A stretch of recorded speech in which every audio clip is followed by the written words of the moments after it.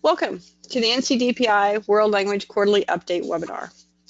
This is part of our World Language webinar series and includes information relevant to all K-12 World Language programs, details at times for specific programs like classical languages, dual and heritage, or modern languages, updates on a variety of international, national, regional, and state initiatives, and information that can be shared with all world language teachers on topics relevant to implementing our state standards.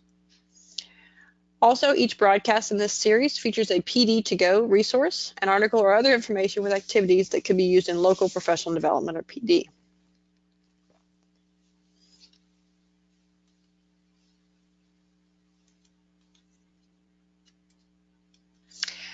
Our agenda for today is coming up on the screen, as you can see. We're going to start with a welcome and overview. Then we'll have a section on news to use, and we have combined national and regional news to use, and then a state section on news to use. Our PD2Go article is called The ABCs to a Performance-Based Learning Plan. It is from ACTFL's The Language Educator, which is a practitioner publication. It was sent to you with a reminder email that came 5 hours ago. It is also a handout on our control panel, so you can get it there as a PDF. The information you see on the screen or hear me sharing is also reprinted in our notes. So if you're attending this webinar or looking at this to get additional information to share, know that you can always go to the notes section of our materials. I do not use a webcam on these broadcasts, so you see me, Anne-Marie Gunter, your World Languages Consultant at NCDPI, pictured on the screen so that you have a visual of me without the pressure of a webcam on our broadcast functions. I'd like to start out by asking you what your goals are with today's webinar, and this also uses the poll feature in GoTo. So what are your goals? And you can check all that apply here. Are you a teacher leader sharing information with colleagues? Are you an administrator gathering materials for local presentations? Are you an educator earning a contact hour for licensure renewal? Are you an individual getting a question answered? Or are you anonymous on a Wednesday afternoon and want to remain that way? Maybe you're several of those. So I'll go ahead and launch that, and you can respond just by clicking on your answers on the screen directly.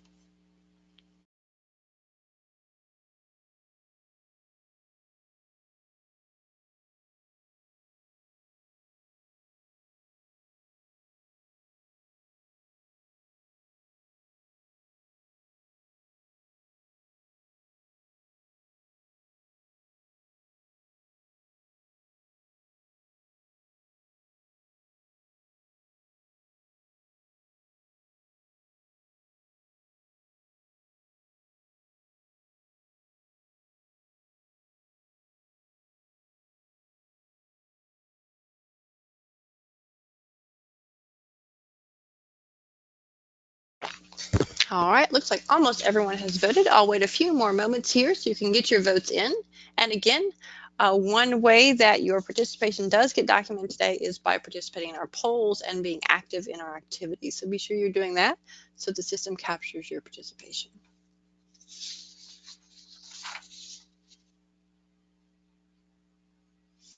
All right, thank you for sharing those goals. I'm going to close out and then share the results with you. All right, looks like 86% of you are here today because you are an educator earning a contact hour for licensure renewal. It's always a good reason to participate in professional development. And I specifically set up this webinar series so that we can have world language professional development targeted at our needs. So I thank you for joining me today. Contact hours to accumulate for a CEU can be earned by those who participate in the live broadcast of webinars in our World Language webinar series. Today's webinar is 1 hour long, so 1 contact hour or 0.1 CEUs can be earned. Please save the email receipt you received from the GoToWebinar system to document this contact hour towards a CEU for licensure renewal. This is a content activity for world languages, and also note that local LEAs or districts and charter schools must approve professional development offerings. Also, in order to receive documentation for this webinar's 1 contact hour, you must be logged in so that you can see the screen and the presentation to participate. Your audio can be through your computer or your phone. If you do call in only, you will likely not receive documentation for today's broadcast. So I also see that 38% of you are teacher leaders sharing information with colleagues. That's always a good reason to participate too. Please know that this slide set that you're seeing will be posted as Google Slides and PowerPoint and PDF, so that if you need to create a presentation from these slides, you easily can. And in addition, since our recording is being made of today's webinar, the archived recording will be posted with those slides, so it'll be available for local training that you're doing. I see that about 10% of you are administrators gathering materials for local presentations, so that applies to you as well. All of the materials that we share here in our World Language Webinar series can be used as professional development resources locally, with contact hours, of course, documented by your district or school as you need to. We also have past webinars located in the same space, so you can pull from a variety of things as you need. In addition, I see a few of you are here as an individual getting a question answered, and we'll certainly have time for that along the way. And there's at least one person who wants to remain anonymous on a Wednesday afternoon. I certainly understand that. All right, thank you for sharing your goals for the webinar with me. Let's continue on. Today, I'd like to share news of a national and regional variety with you. I want to talk with you briefly about the America's Language Caucus, which was just announced literally yesterday afternoon, so it is brand new news. Then we're also going to discuss the College Board's Chinese and Culture webinar series. We're going to have updates about the NCDPI sponsorship projects from the ACTFL conference and FLANC conference. We're going to talk a little bit about the SCOLT annual conference that's coming up in the spring, and then talk about the Stewart Future Language Educator Scholarship that's available for high school seniors in the SCOLT region. Let's begin with America's Language Caucus. On Tuesday, November 12th, 2019, just yesterday, like I said, Congressman David Price, a Democrat from North Carolina, and Congressman Don Young, a Republican from Alaska, announced the creation of the Congressional Caucus on America's Languages. This is a bipartisan effort to support and enhance world language competency and international education among students and professionals across the United States. The decision to launch a new America's Language Caucus resulted from a 2017 American Academy of Arts and Sciences Commission on Language Learning report titled America's Languages, Investing in Language Education for the 21st Century. We've discussed that report before, and I'm sure some of you are very familiar with it. The report itself makes clear that the United States needs significantly more bilingual and biliterate citizens to help ensure national security, promote economic and job growth, and develop the potential of every American student. This Congressional Caucus has several goals. It's focused on a national strategy to first raise awareness about the importance of world language learning and international education, particularly as it relates to our nation's economic and national security.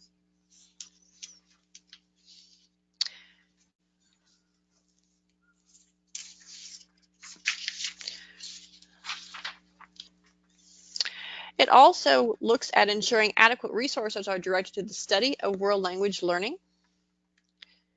And it focuses on improving access for students and educators who wish to participate in these fields of study, including world languages, Native American languages, and English for English learners.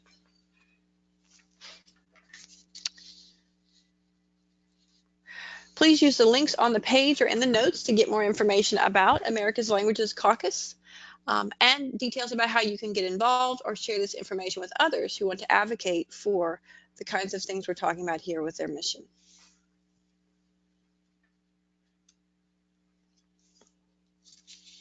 Up next is the College Board Chinese Language and Culture webinar series. The College Board has announced new professional development opportunities for K-12 teachers and administrators to enhance their Chinese language programs.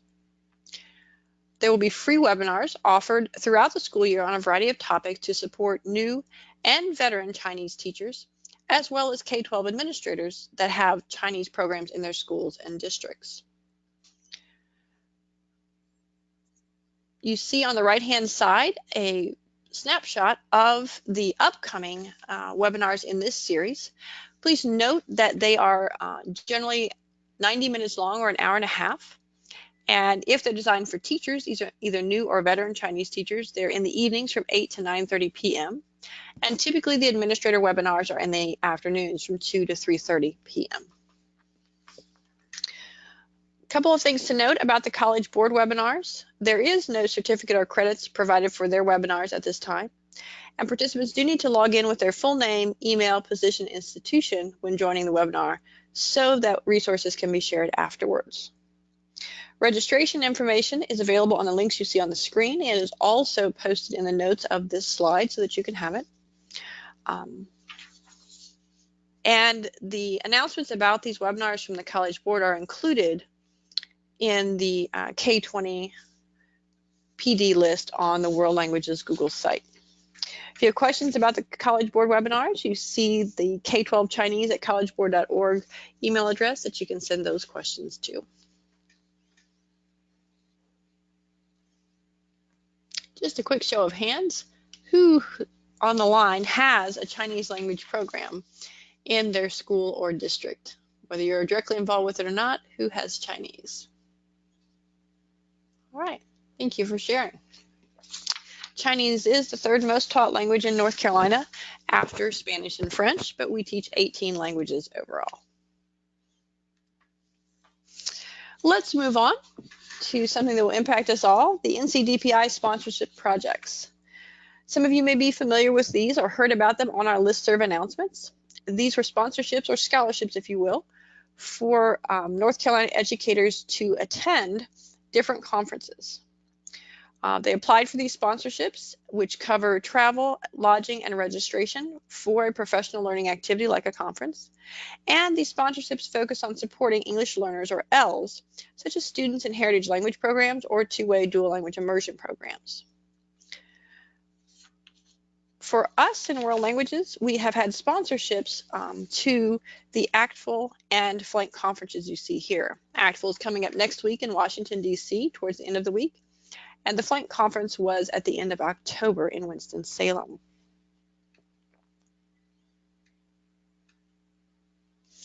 I've got a link for information about the ESL and Title III sponsorships, which of course are federally funded through Title III, if you want more information.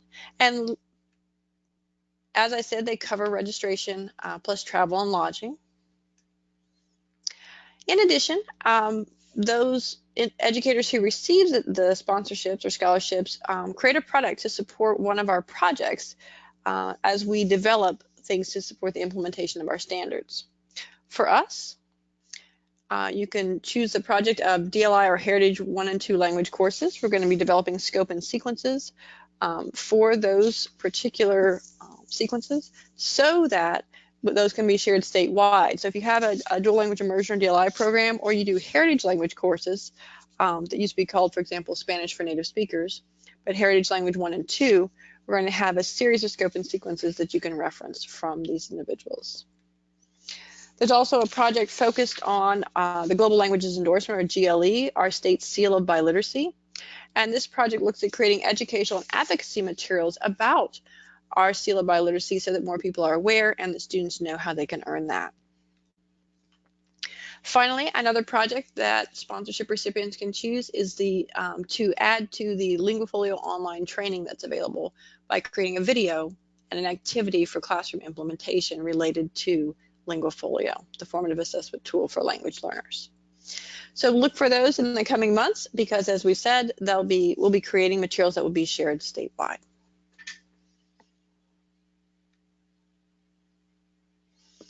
Up next is our news to use about the SCOLT annual conference. SCOLT is the Southern Conference on Language Teaching.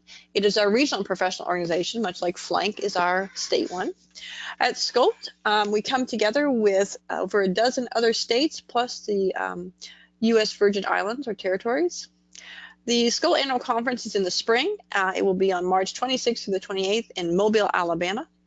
It will feature 15-minute sessions for K-20 language educators, as well as research to practice sessions for scholars.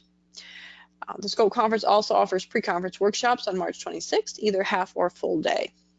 If you go over to the SCOLT website or click on the logo for our SCOLT 2020 conference, you will get to their main website and be able to look at the registration rates and other details related to the SCOLT conference. Also related to SCOLT is our Stewart Future Language Educator Scholarship. This is a scholarship for high school seniors who want to be world language teachers in any language, and is available through SCOLT. Ken Stewart, as you see pictured here, is who the scholarship is named for because he works on this. He's a retired Spanish teacher from North Carolina, as well as a former SCOLT board member. He was also the 2006 ACTFL Teacher of the Year, the National Teacher of the Year, and in fact was the first National Teacher of the Year. So it's kind of nice to have someone from North Carolina who took that role. This scholarship application is due January 31st, so there's lots of time to tell your high school seniors about this. It requires that students submit a high school transcript and 3 letters of recommendation. They also need a personal statement and information about their school and community involvement, and a 3-minute video in the intended language of study and teaching. Any 12th grade student in the SCOLT region from the states you see listed there, including North Carolina, is eligible. And details are available on the SCOLT website under the awards and scholarship tabs, or directly at the link you see posted on the screen. The first winner last year was a student from South Carolina, so we are eager to see applications this year to encourage students from other states within the SCOLT region to become world language teachers and help them with that. All right, so that's it for our national and regional updates. So my question for you is, as you've been listening to this and learning about these options, which of the national and regional news items are you going to follow up on, either individually or for others? And again, you can check all that apply. Are you going to look into the America's Languages Caucus, the College Board's Chinese Language and Culture webinar series, the NCDPI sponsorship projects from ACTFL and FLANC, the SCOLT Annual Conference, or the Stewart Future Language Educator Scholarship for high school seniors? I'll go ahead and run that poll so that you can share.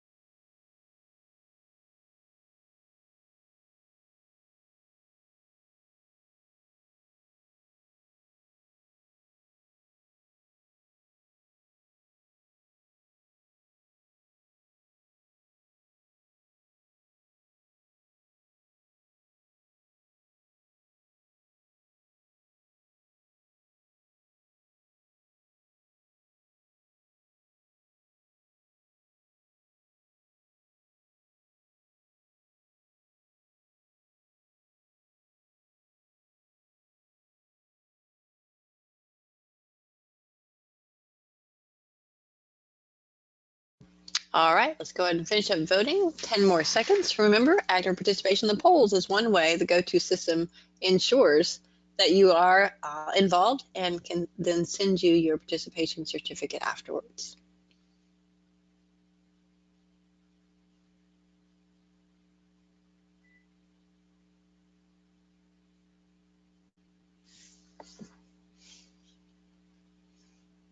All right, thank you for participating. Let's take a look.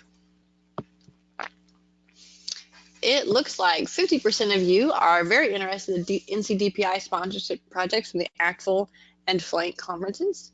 And the folks who receive those will be working on them throughout December and January and February.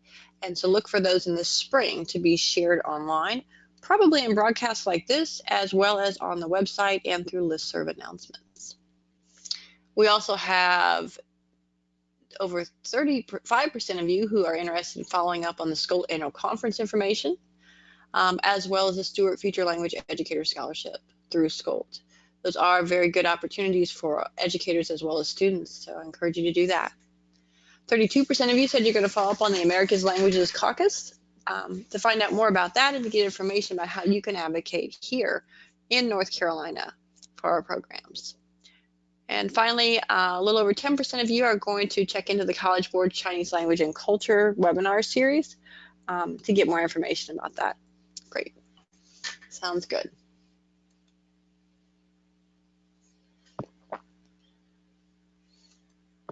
Let's go ahead and move on to our news to use from the state level. There are 3 things I wanted to share with you today: the FLANC member mini grants, the FLANC Spring Conference and NCDLI seminar, and the new MOU, or Memorandum of Understanding, with the Académie de Rome in France. let's get started. First up is a reminder about the FLANC member mini grants. FLANC, of course, is the Foreign Language Association of North Carolina, our state professional organization for all language educators K-20. They are offering mini grants to their members, which are in the amount of $500 for projects that help promote language education in North Carolina.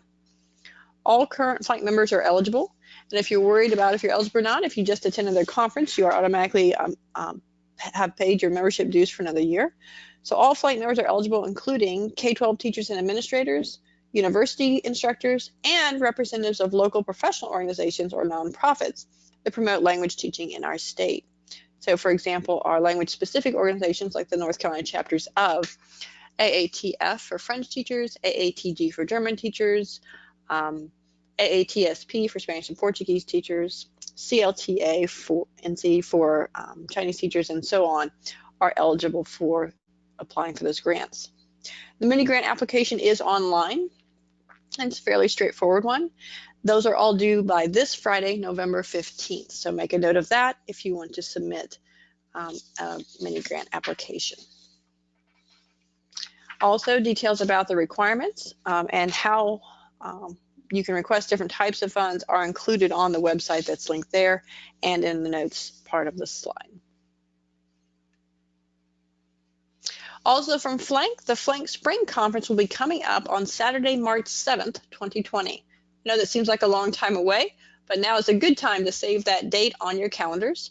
This is a one-day Saturday conference from FLANC, and what they do is take the best of FLANC sessions from the fall conference, as judged by evaluations from the sessions, and combine it with the North Carolina DLI or Dual Language Immersion Seminar sessions for administrators and teachers. So this is a collaboration between FLANC and NCDPI on that. The FLANC Spring Conference will be on the UNC Charlotte campus. Oftentimes the Spring Conference is on one of our university campuses, which is nice. And you can check for details about the FLANC Spring Conference on www.flanc.org/spring conference as they are posted. And as always, notes about that, including the links from this slide, are in the notes section of the slide for you to use afterwards.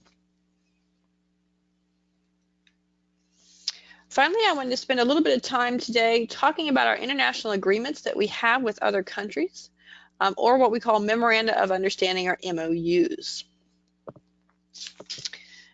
These international agreements are designed to help inform development of K-12 curriculum, teacher preparation, and professional development in both countries. So we share information on those topics with our partners, and they share it with us. These MOUs also serve as a support for educator exchanges and visits, whether that's virtual or face-to-face, as well as collaborative projects between schools and classrooms. Going forward, we have a real focus on collaborative projects and teacher partnerships between classrooms here in North Carolina and those in our partners' countries abroad. Currently, you may know that we have two MOUs. We have an MOU with the Kingdom of Spain. The original MOU was signed in 1995. Typically, MOUs are up for renewal every 4 to 5 years. It just depends on the length of the term in the MOU. So the next renewal year for the Kingdom of Spain will be in 2020. So that's coming up this next year. We also have an MOU with Jiangsu Province in China. It was originally signed in 2008, and it will be up for renewal in 2021. So right around the corner as well. And finally, I'm pleased to share with you today that we will have a new MOU with the Académie de Rem in France. It will be signed in early 2020. We are hoping for a January date, but we'll see. So early 2020 is what we can say with certainty right now. And just so you know, an academy in France is much like a district here. You see here the official sign-off of the Académie de Rem, their signature, and you see there a close-up of the 4 different regions that are involved, or départements, from France in the Académie de Rem. If you look very closely, you'll see a picture of a map of France with the Académie de Rem area highlighted in a purple color. And so you'll know that the Académie de Rem is actually in the northeast part of France. We have a lot in common with the Academy de Rem, including national parks and mountains and so forth that match what we have here in North Carolina. So this should be a good partnership, and we're looking forward to getting that started. Our international agreements, or MOUs, actually come under the purview of the NCDPI Global Education Steering Committee now. Many of you remember the global education work that was initially launched from 2013 to 2018, and it continues with the help of our NCDPI Global Education Steering Committee. Look for more information soon about the official signing of the Academy de Rem MOU and how you can get involved as a teacher or a school or a district. All right, so let's think about our state updates. Which one of the news items will you use or share first? So I want you to pick just one. Is it the FLANC member mini grants, or the FLANC Spring Conference and NCDLI seminar, or the new MOU with the Academy de Rem in France? Or perhaps you have to think about it for a while, or maybe you're going to share all of them. Tell me what you're thinking when it comes to sharing these items.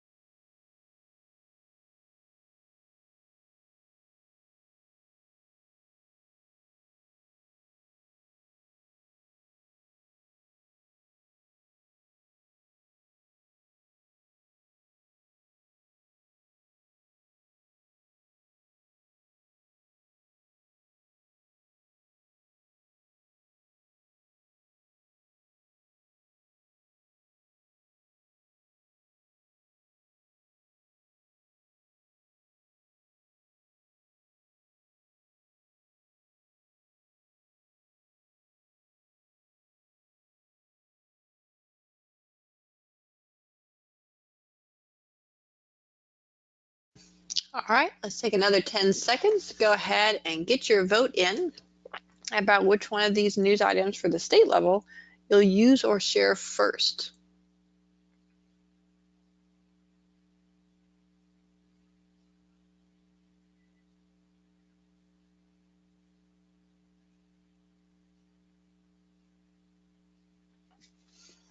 All right, thank you for sharing.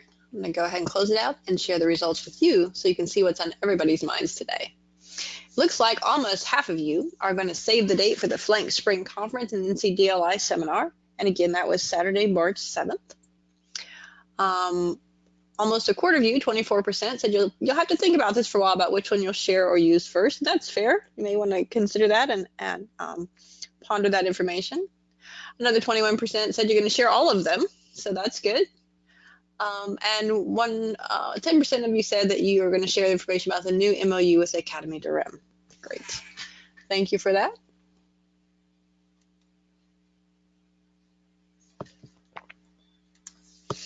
Let's move on to our professional development, or PD to go section.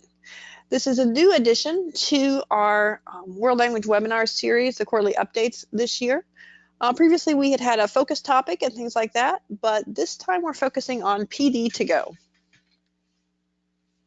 In the PD to go, we always choose ACTFL's Language Educator sample articles. You'll see here a screenshot of the ACTFL website. ACTFL, of course, is the American Council on the Teaching of Foreign Languages. It's our national professional organization. And the Language Educator is a practitioner publication designed for teachers, specifically at K-16, although many of the articles are applicable to any language teaching situation. They have published one free article per issue since they began in 2010 with the Language Educator, which means there's a whole treasure trove of articles we can use for free from a well-known source like ACTFL's The Language Educator. These sample articles are the ones designed for K-12 educators, and they usually focus on classroom best practices and effective implementation of standards and proficiency-based teaching in our world. They're also written by experienced educators. You may recognize some of the names as national names you've heard, or even names you've heard here in our state, because we have many well-versed educators here in North Carolina that are often called on to share their expertise and experience in this way. The sample articles also apply to a variety of language programs and perspectives. I mentioned before that we teach 18 different languages in North Carolina's K-12 schools and districts. And so it's important to have articles that are very versatile and can be used by almost anyone in the way they determine is best. I've got the screenshots and the link on the screen of where you can get all the sample articles, and that's also in the notes section of this slide. The PD to go are what we consider quick opportunities or fast food for professional growth in a variety of PD settings. Often it's hard to find PD particularly targeted at world language educators, so that's one reason for providing this opportunity. But you may be in a situation where you have a variety of professional development responsibilities, and so having something like this ready to roll and use can be a benefit. This can be used in a lot of PD settings, as we said. For example, they can be used in district, school, team, or even department meetings, if you would like to. They can be used for trainings for specific groups. Maybe you have a group of new teachers, new world language teachers, or emerging leaders that you're trying to build up and empower in some way. They're also good for professional learning communities or teams, PLCs or PLTs, that some of you may have. And they could also be used, these articles, on coaching or mentoring sessions to focus on a particular topic. If you've got a teacher that you want to take the lead on something, or maybe who needs just a little more background in a particular topic, these sample articles and the ones we choose for the PD to go can be used in that way. Also, feel free to incorporate our PD to go articles into other PD that you're offering. For example, online or blended courses for teachers, conferences or meeting study groups that you might have, and so on.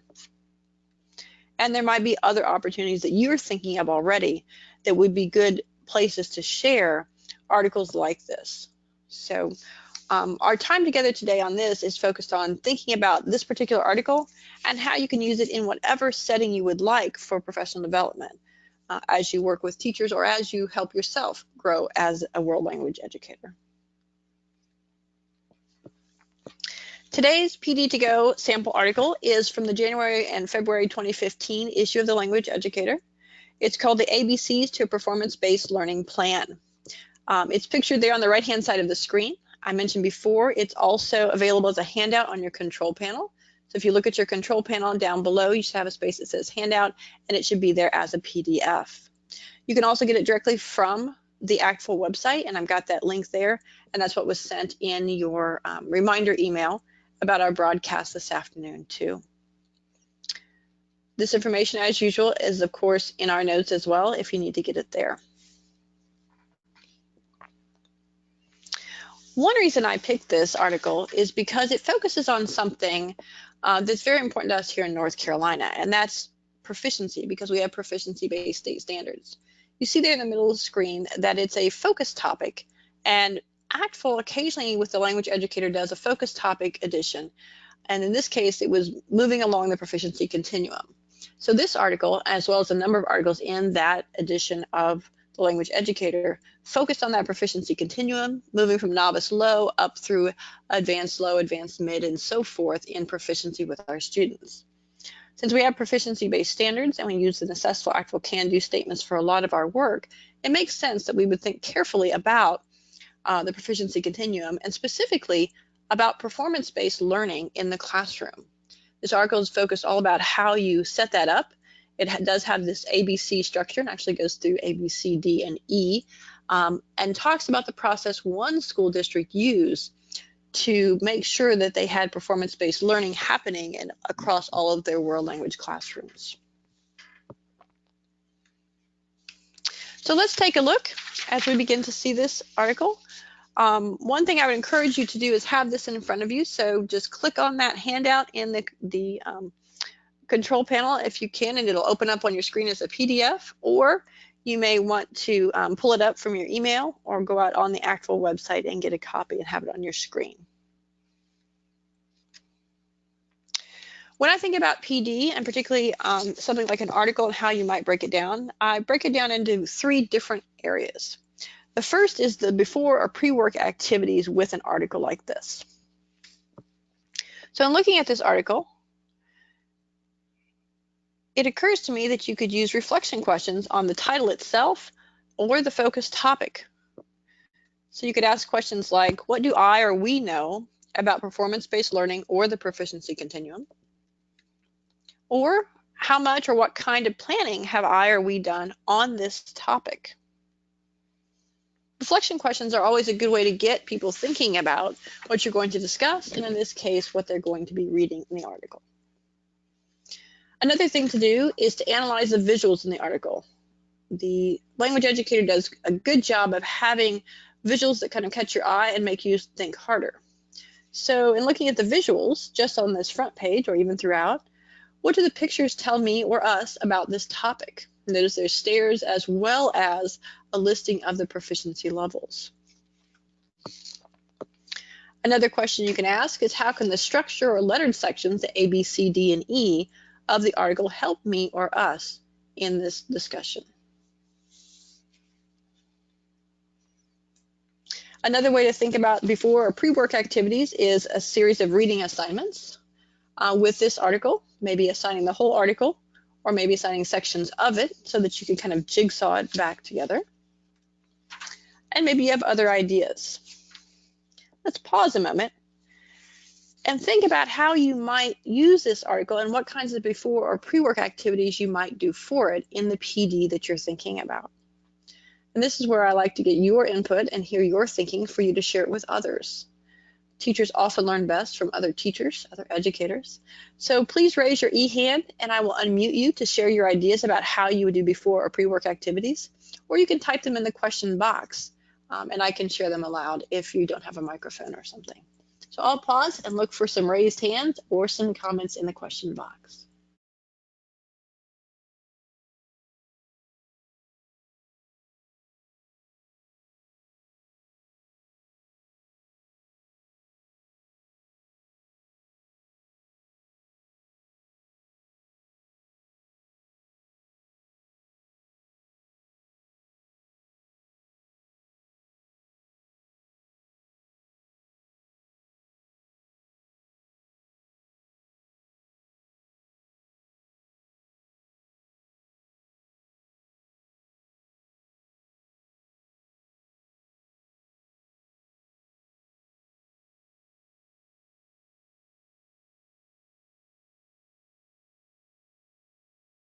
Don't be shy.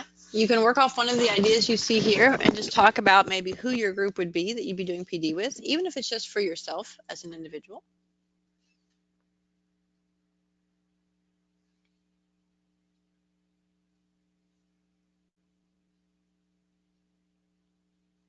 All right, I'm seeing a couple of comments in the questions box. Jorge says he would make sure they do reading assignments before or for their pre-work activities so that everyone's kind of read the article and is ready to discuss it with others. Amy points out that maybe a KWL chart would be a good starter. And that's always good to have a graphic organizer like a KWL where you have people list what they already know, what they want to know, or what they're going to learn.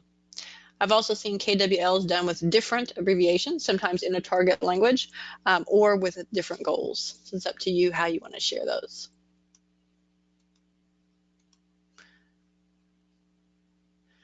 Linda said she would examine the topic of the article, specifically the illustrations and other text features to determine background knowledge. And just like with students, those items, the topic, the illustrations, and the text features are good ways to get people reading closely and to get them hooked for the article that you want to talk about. She continues that she would do this with new teachers in particular because she thinks they do need this background knowledge to make sure they have a solid footing with performance-based planning for their classrooms. Lisa says she likes the reflection idea and she agrees it would be better to read and highlight before the meeting so that you could discuss during the meeting. And that's a good point too with highlighting. We can't forget some of our tried and true strategies.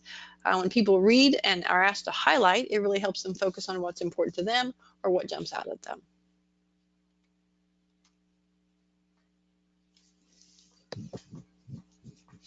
Megan said that she would do the pre-reading questions and about either performance-based learning or she might do a think, pair, share with pre-reading questions. And that's another good way to get going, because you can have people think individually, pair up with a colleague, and then share out with the group.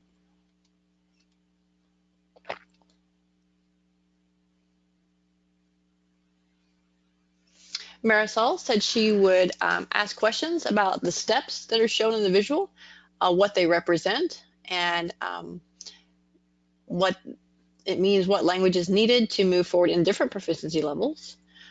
She would also point out that there's a dip in the stairs, and she would ask her colleagues if that means there's a lull at acquisition before a student is able to move to the next step, or what exactly that visual means in relation to what we're learning about. All right, those are all great ideas. Jose adds he likes showing the picture and asking them to recognize or find vocabulary, then write about it. So it's getting them focused on tasks they could do in their classroom. All right. Thank you for sharing those ideas. There's lots of other things you could do for before or pre-work activities. But then, of course, you move on to the during or in session activities. So when you've actually got everyone together, either face-to-face or virtually or in some sort of blended format. And with any PD, when you're in session, of course, that's a good time to discuss responses to those reflection questions on the title or the focus topic or whatever you decided to do. Or share analyses of the visuals, including the photos or structure, kind of like we talked about, and really get people's impressions about what they saw in the article or what they interpreted based on their reading. You might also ask them to read together during or with the in-session activities, or even jigsaw the sections of the article. Because this article is broken down into 5 different priorities, it's an easy one if you want to do a jigsaw activity where you have different groups read the different sections and then report back about what they learned or how that applies to their work. So for example, priority A looks at adopting the backwards design mindset. I know we've talked a lot about the backwards design approach with our state standards, and certainly with curriculum planning with our state standards. Priority B is the believe and attend to research, and this sort of sums up the research regarding performance-based learning or proficiency-based learning in a way that makes it a sort of a nice, neat package for teachers to talk about in brief activities like we're looking at. Priority C, or section C, talks about choosing effectiveness over efficiency, which talks about the impact different types of teaching and performance-based planning has on students versus efficiency, which might be quicker to do but doesn't have the impact you want on students. Priority D looks at defining vertical alignment and articulation in proficiency terms, and this gets people thinking about how performance-based learning looks from course to course or across different programs within a school or district. And finally, priority E talks about emphasizing the learner over the instructor. So focuses again on having a learner-centered classroom, a student-centered classroom, as opposed to an instructor-centered one. Obviously, a strategy as well that we all emphasize with our teachers. Another thing you could do during an in-session activity with this is to focus on the planning process described in the article, because this is really one district's overview of how they planned together for performance-based learning and how they really tackled that topic and all the pieces you see here, the A, B, C, D, and E, that they had to consider as they did that. And there might be other things you have thought about for an in-session activity with this article. So once again, I'm going to ask you to raise your e-hand to be unmuted to share those out loud, or type in the question box what you might do for in-session activities on this particular article. And it could be something you saw up above or something that you've thought up that you would enjoy doing. I'll pause again and give you some time to type or to raise your hand.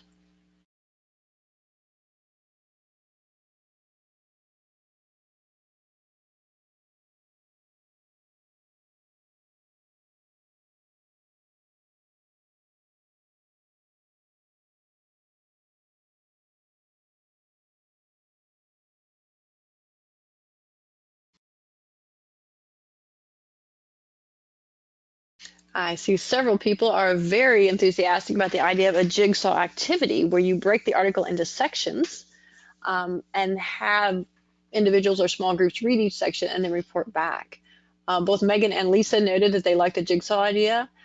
They said they always enjoy jigsaw activities in their professional development, and they find that students do that as well. And that's a good thing to point out here too. The things that we do in our professional development activities should be things that we're really modeling that can be done in our classrooms. And so students appreciate jigsaw activities and bringing knowledge together and working through it, just like we do as teachers.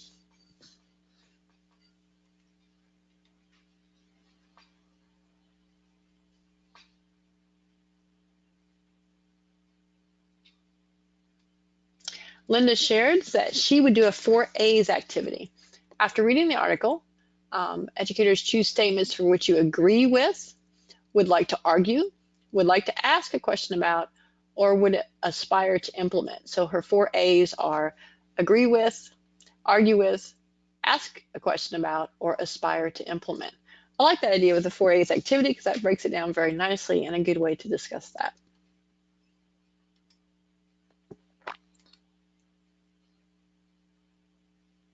Marisol said that she would assign each group a section of the text to have them read it, but then in explaining it to the rest of the group, she would have them put drawings on the board, so they would have to visually represent what they had read to the group in order to explain it.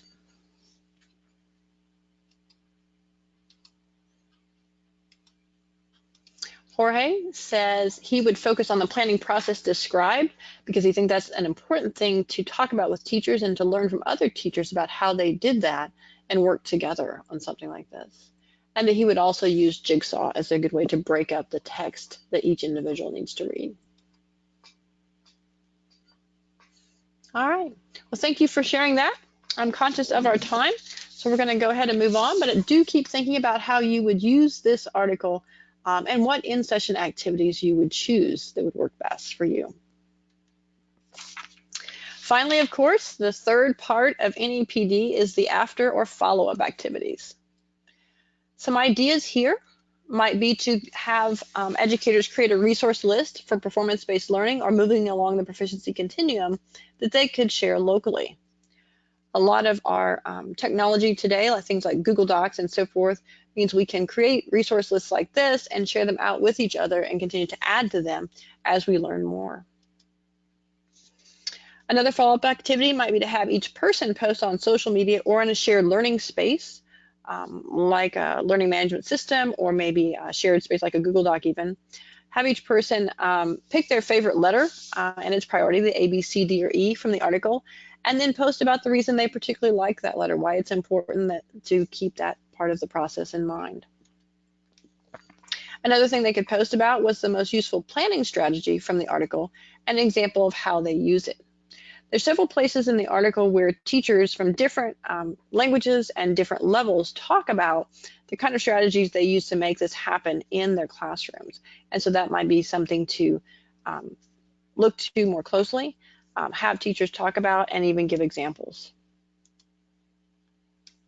Another thing teachers could post about would be one additional resource in this topic that they found online. So maybe another article, a blog posting about performance-based learning, maybe a website dedicated to that, or something along those lines. And of course, there might be other after or follow-up activities that you would like. So once again, if you have something in mind, either from that list we've talked about, that you would do or adapt, or you have another idea, go ahead and share it by raising your hand to be unmuted or typing it in the question box to have it shared aloud.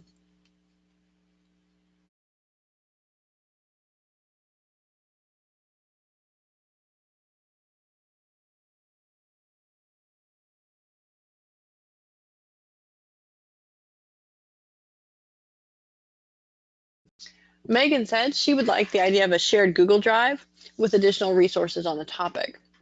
And that's always a good way to share things because then anybody who in your group can get to them, depending on how you put your sharing settings. But it also means you can add to them. And so if you find out new information or a website or link for a resource changes, you can always make those updates and everything is current. Linda said she'd like to do resource sharing, perhaps done in a Zoom session. And that's a great idea. Zoom is much like a webinar or a GoToMeeting. It allows people to interact online so they don't have to be in the same place face-to-face. They can be virtual and they can share a lot of ideas and items. Lisa says she likes the idea of educators sharing the most useful planning strategy, because it helps to leave a meeting knowing what you're going to actually use and how you're going to do that in the classroom. So a very practical, hands-on application is always good.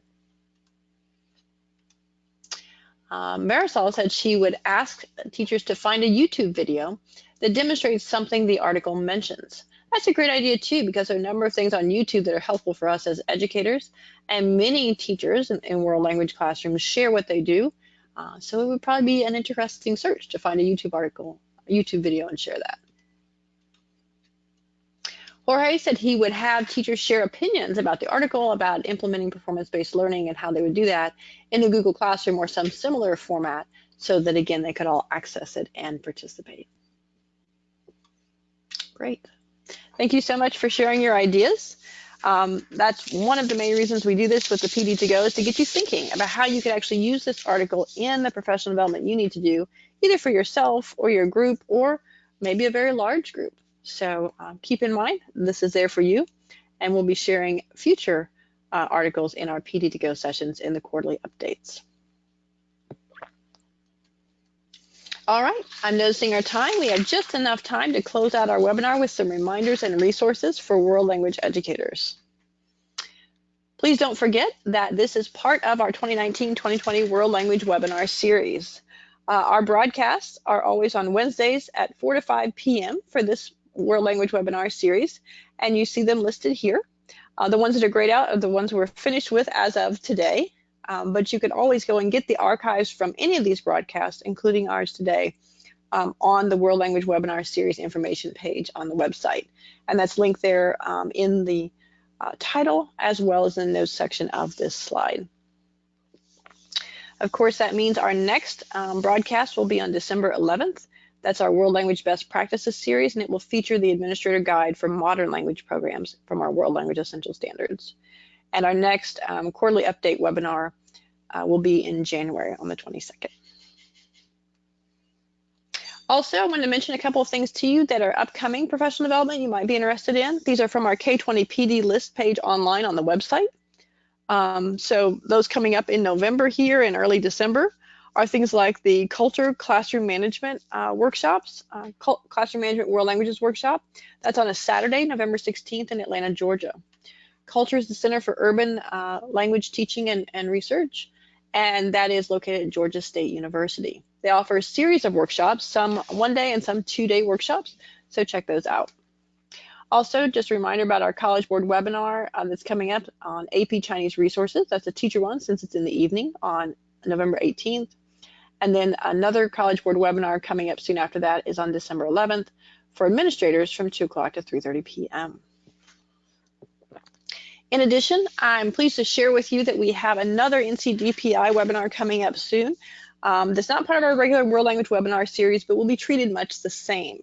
It's focusing on our class of 2019 graduates. The data and details from the Global Languages Endorsement are state sealed by literacy. So every year we do a data release about how many students earned our state sealed by literacy in the last graduating class, which languages were represented, how they earned it, and so on and so forth. That will be on Tuesday, January 14th from 4 to 5 p.m. And that webinar is in collaboration with the NCDPI English Language Arts and Languages section, which incorporates world languages, ESL, and English Language Arts, or ELA. We're doing that as a group because all of those components of language learning, English Language Arts, English as a second language, and world language, are part of our state sealed by literacy. If you want more information about our sealed by literacy, you can go to the bit.ly link there. We have a whole page dedicated to the information about it at bit.ly/NCSealsGLE. Also, on the website, we have a list of opportunities for educators and students, or the K20 opportunities list. And this is a series of grants, scholarships, contests, awards, and other opportunities, either for educators or students. So we have some that have rolling deadlines, which mean no particular deadline other than a certain number of weeks or months in advance.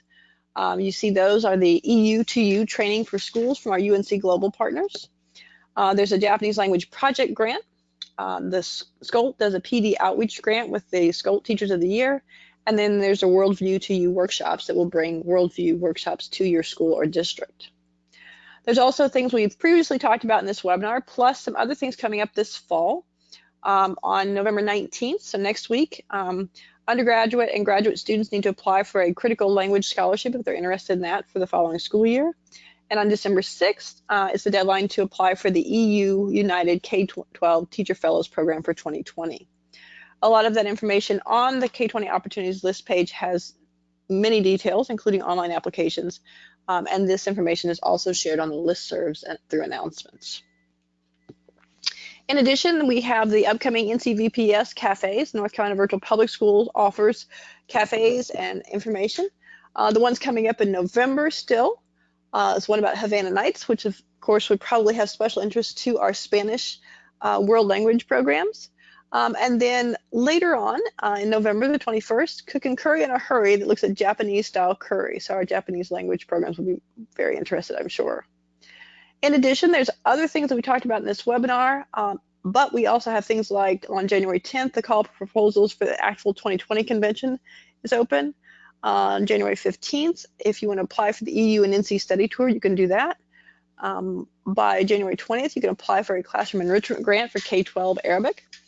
You can also apply by January 27th to host a teacher with the Teachers of Critical Languages program for the next school year.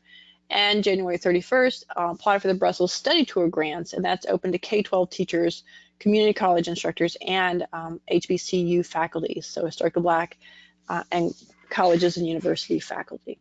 So lots out there and lots to stay aware of in addition to this in the coming months.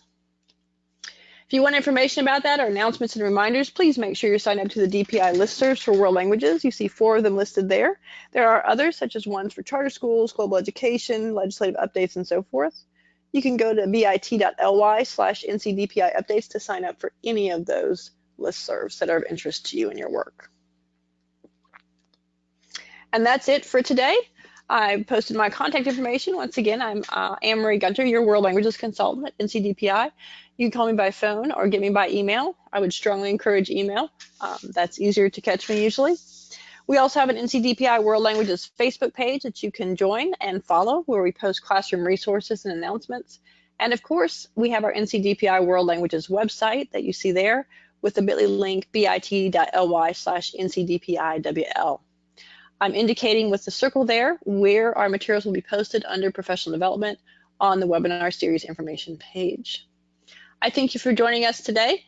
I've enjoyed learning from you, and I hope you've gotten some information you can use in your classrooms and with your teachers in your schools and districts.